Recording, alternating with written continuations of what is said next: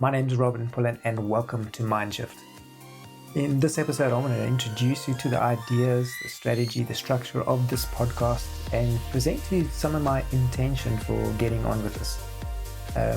This is not the first time I'm trying to do a podcast, not the first time I'm sharing my ideas. However, I'm going to bring some of what I've learned in the last 15 to 25 years in my professional practice as a coach, as a trainer, as a speaker, as a consultant, in my personal journey as I apply to self, and in my life experience as I'm divorced now, but a dad, as a husband, as a lover, as a father, as a friend, and just as someone in a journey in life. And as you listen to some of these messages, and as you get a working understanding of the ideas that I want to share, I trust that you'll find that you are just one step away from unlocking whatever it is that you felt that you've been held back from.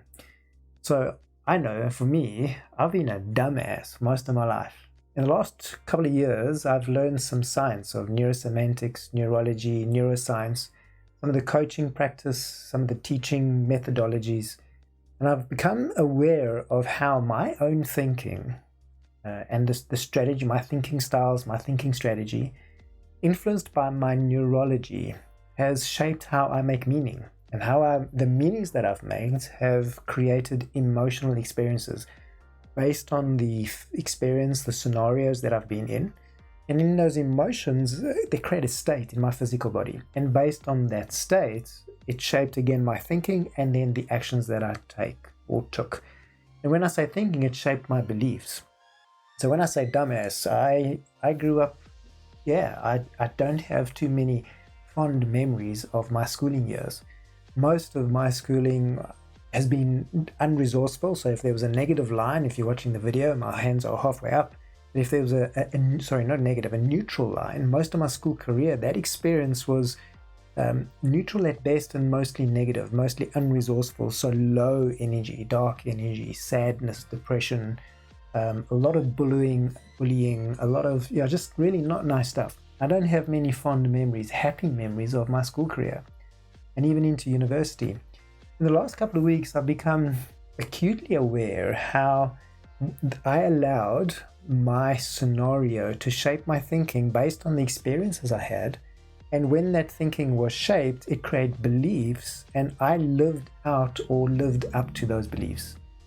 And I've learned how, because of my neurology and because of the emotions I was experiencing and because of the beliefs I bought into, I was trapped in just unresourceful mindsets. I like the word mindset. It's where your mind is set by a belief, a set of beliefs, a set of thoughts and ideas that you elevate up to be objective truth. The problem is they're not actually objective. They're subjective. They're subjective to your neurology, to the way that you're wired, your thinking styles, your thinking strategies. They're subject to your emotions, the experience that you have in your physical body, which create emotions based on the meanings you make through your neurology, through your thinking style and your thinking strategy. And with that thinking strategy and that emotion creates a physical state, a body, and it's easy to mistake the sensation you're experiencing in your physical body in that state, that mind, body, emotion state, to be a message about, well, I did this. I mistook that to be a message about who I am or what I am or the value that I have. So most of my life, I grew up with a poor or non-existent self-esteem, so negative that I'd often I would discount it.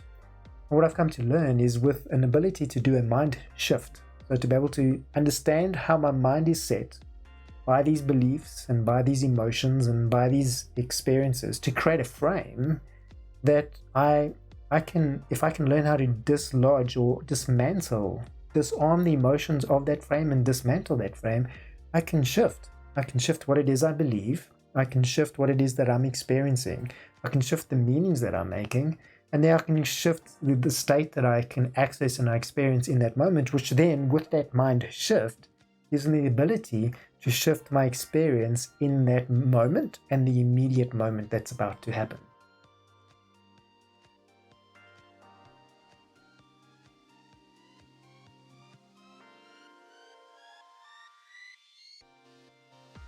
So this podcast, MindShift, is about sharing some of the ideas that I've learned through my experiences from my profession as coach and trainer and speaker and consultant, blended in with my life experience as professional, as business owner, as parent and father, as husband and lover and friend, and how to make sense of these in the real world, in the real play of life, as we say. But I didn't just get here. So a little bit about who I am. My professional career as a coach and a trainer and a speaker started in early 2000s. I'm coming back to Gauteng, to Pretoria, South Africa, after living in the Eastern Cape for a period of time. Got into team building. I could do that because of my training at University of Pretoria in a sports and recreation science commercial degree, where I was exposed to AEL, adventure-related experiential learning. And that helped me get into the role of a facilitator in team building. At the time, at a site called Umlalazi, for a company that was training for Anglo Thermal Coal, ACTDS. And we were training with Anglo America, some of the coal houses, coal mining companies, different coal plants, and then wider for Anglo America. I got a break in around when Anglo America was implementing a process called Yebo Siapambili, which was a change management process or a culture change. And the short story is I was given a task to do a facilitation for a group of people. I've later come to learn that it was a room full of union shop stewards, the National Union Mine Workers representatives. And if I understand correctly, this group of people were at loggerheads with the organization at the time. And I was given a hot potato. Here's a course, here's a group of people. Please find a way to introduce this group of people to this course, to this content, to the strategy the company wants to implement, and see what you can do with it.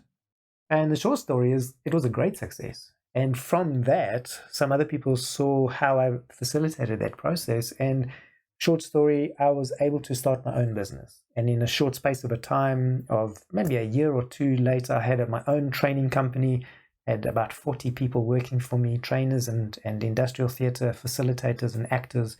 And we went on to write industrial theatre productions or theatre productions using physical theatre in industry to communicate the heart and the strategy of a change process, particularly a behavior change process. So when an organization wants to change the culture of its workplace, to communicate to the front line what that culture should look like, and create a space for the leadership team, leadership and management and supervision to step into so that the frontline staff could embrace these changes. And that went on really, really well for a couple of years. And from that, I just want to take a step here. How did I get into training? So a bit of my business background in East London, I was a hotel manager. I managed a hotel in the shorefront. So I got my first taste of conferencing and training from the other side of the table. So as a banqueting manager and a conferencing manager, putting on events for hundreds, thousands, I think 2,000 people at a time, 1,200 people at a time, ballroom events, understood what it meant to be to present training events. So fast track back to my story. Now I'm on the other side. Now I'm a facilitator and trainer, and I've trained up my own team with my business partner at the time, and we're doing events across the country and into the SADC region. It was an amazing time, and we saw a lot of things happen. More than 108,000 people have been through those programs and those projects: industrial theatre, team building, supervisory management, leadership development training. And in that time, I was invited by my clients to work one-on-one with some of the leaders, some of the managers, and that took me into the world of coaching. Created my first coaching practices, my own coaching system. And subsequently, I've written a book based on all these experiences, all what I've observed in the marketplace, in the workplace. The book's called Get Activated: How to Shift from Instinctive Reaction to Intentional Response. And that helped me understand how, it doesn't matter what place of work I found myself in, working with leaders and managers and supervisors or frontline staff, there weren't too many different scenarios. So thousands of stories, but you name the workplace, didn't matter the company, didn't matter the culture, didn't really matter the discipline.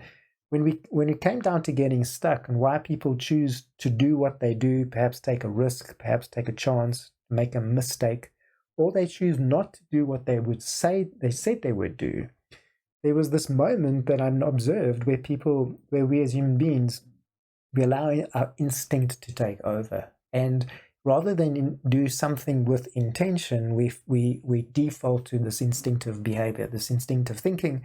And now I've come to learn that it's about the mindset, your mind frame, your thinking, your beliefs, your emoting, and the state that you access, your regular state that you access, how that's set in a particular frame. And until you can dislodge and disarm that frame, you're stuck in your instinctive ways. And the key there was understanding emotion, regulating emotion, and be able to use emotion to regulate my thinking. And what I've come to learn now is to intentionally access a particular state so that I can take the actions that I want to take with intention. But before this becomes a monologue on like as if I'm trying to sell myself, what I'm wanting you to hear is some of the practical experience, the professional exposure, and how I've developed this set of expertise from which I speak today.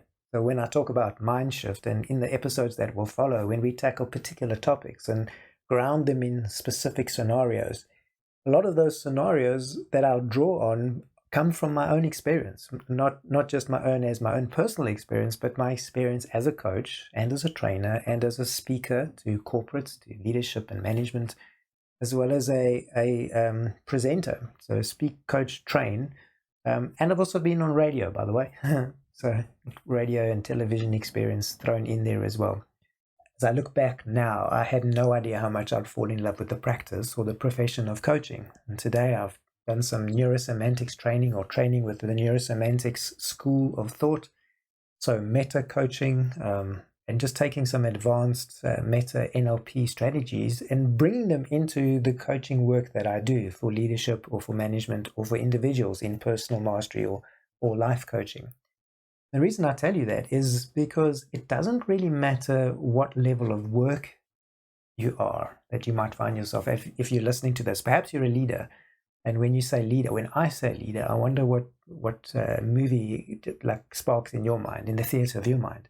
Perhaps the leader is a role that you play in a business, and whether your business has 5 people or 500 people or 5,000 people or 50,000 people, whether you have 3 levels of leadership or 9 levels of leadership. I think the most complex environment I've worked in had 13 levels of leadership between the CEO and what I like to say, any O that I see, the guy doing the most menial task in the front line of the value chain. So not just the janitor, not just the reception, not just the guard watching cars in the parking. I'm talking between the chief strategy officer and the most valuable, lowest down the value chain person doing a task, creating value for that company. It doesn't really matter where you are, at whatever level you are, you're going to lead, and you're going to be invited to lead yourself, lead your thinking, manage regulate how you regulate your emotion, how you access state. And depending on that, it will depend on how you're able to fulfill your role. So perhaps there's corporate leaders listening to this podcast. Perhaps there's leaders in SMMEs, in medium enterprise, in small enterprise. Perhaps you're a solo entrepreneur. Perhaps business isn't your frame and you're just interested in managing yourself. Perhaps it could be that it's not just about leadership, it's about life. That the reason you're listening to a message like this has more to do with how you can do life more efficiently, more effectively, to be more convincing in your life. And this is the interesting thing about this work, about this science, whether it's the state of mind, the state of power, a powerful state of being that you're able to access in your role is executing your leadership function in a multinational organization, or whether you're going to stick to the commitments that you made with yourself with your weight loss or weight gain strategy, and whether it's about a multinational deal, considered complex things, products and places and a lot of money involved and people involved, or it's choosing not to smoke, choosing to honor the commitment you made with yourself, and just the there's a moment in your reality where you're going to be confronted with this mindset that you have. And in that moment, there's going to be an opportunity, an invitation to make a shift in that mindset, a mind shift. And that's what this podcast is about. How can you become consciously aware of the thinking styles and the thinking strategy that you hold on to, that you've meshed into your reality and you hold as your beliefs, and shape your thinking, and they shape your perspective. And those strategies and those thinkings are what you're using to emote, to create an emotional experience, almost like a spiritual experience in that moment. And how that filters into your physical body, and that creates a emotion that you experience in your body: happiness, sadness, delight, anger, frustration. And how that experience creates a state. And we'll explain in some episodes later what I really mean by states, and how when you are experiencing that state, it's that state that controls the quality of your executive thinking, that part of your brain where you execute thinkings that then determine how you take action and how you show up. And then when that task is done, when that action is complete, when that behavior has passed in the moment of time, then you look back and you're either happy or sad about what you've achieved. Or you look back with a sense of pride, like, wow, that was awesome. Or you look back in a sense of, man, what is it going to take? What is it going to take for me to honor myself, to live up to the commitment I'm making for myself? What's it going to take for me to be the person I wish I could be, or I believe I could be, or I know I should be? But there's this invisible stuff that seems to hold me back. And no matter what I think, or no matter what I hope, or no matter what I promise, even to others or to myself, there's this invisible cloud almost that just keeps pulling me back into that old mindset, that old set point of thinking and believing and emoting and feeling and doing. And I want to share some strategies, some structures, some ideas in the podcast episodes that follow to be able to help you change that set point, to disarm some of the beliefs that are not serving you, dismantle some of the strategies that you've almost unintentionally, unconsciously made your own. And as they become so much a part of you, you confuse them to be you. That, like, I am wired this way, I'm stuck this way. And by the end of this episode, and perhaps in one of the episodes that follow, right, you'll see that you're not stuck. That just because that's your set point, your current set point, that doesn't have to be your mindset forever. And as you learn how to make these shifts, perhaps in your beliefs, perhaps in your ability to regulate your emotion, perhaps in the way that you can make behaviors, take actions and tasks, and how you can rethink and remind yourself. As you rethink, you remind, you renew your mind and renew the story you tell yourself about yourself, and you'll be able to make these mind shifts in the moments that matter most. And that's what I like to say. I help people show up when the stakes are high, whether that's at work or at home, whether that's in your role, your function that you fulfill in your work, in your responsibilities, or in the role in your relationships, in the relationships that count.